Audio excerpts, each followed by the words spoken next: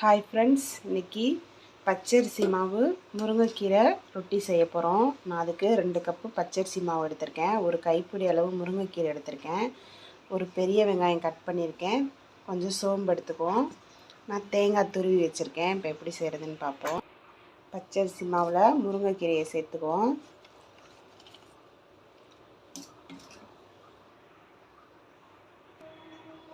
அடுத்து 1 ஸ்பூன் அளவுக்கு சோம்பு சேர்த்துக்குவோம்.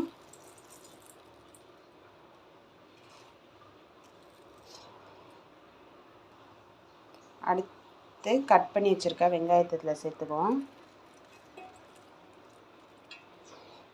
அடுத்து துருவின தேங்காவை இதில் சேர்த்துடலாம்.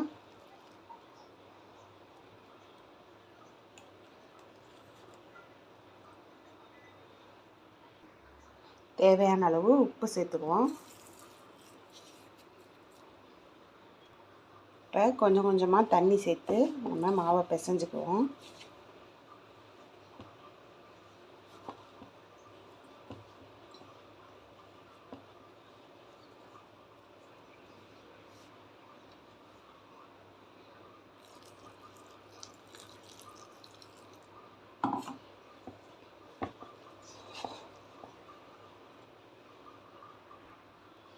இந்த மாதிரி பதத்துக்கு பிசைஞ்சு வச்சுக்கோங்க. அப்போ தான் முருங்கைக்கீரை வேகும், இல்லைன்னா முருங்கைக்கீரை வேகாது.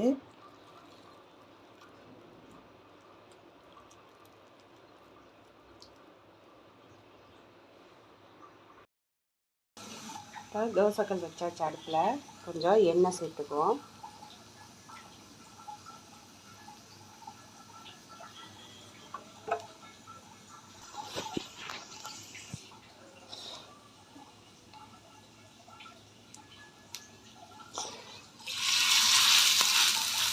கையில் கொஞ்சம் தண்ணி தொட்டுக்கோங்க.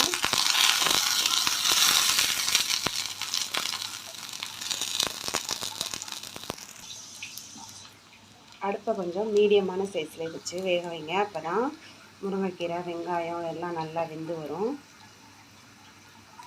நான் ஏற்கனவே அதில் எண்ணெய் ஊற்றிருக்கனால நான் திரும்ப எண்ணெய் ஊற்றலை. உங்களுக்கு வேணும்னா நீங்கள் கொஞ்சம் எண்ணெய் சேர்த்துக்கலாம். இப்போ நம்ம திருப்பி போடுவோங்க.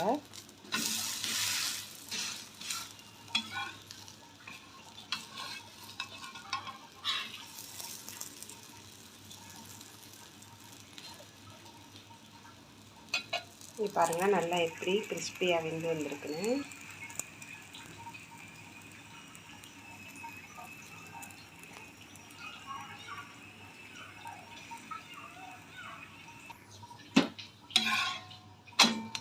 அவ்வளோதான், நல்லா வெந்துருச்சு. பாருங்கள், பார்க்கவே எவ்வளோ அழகாக இருக்குன்னு.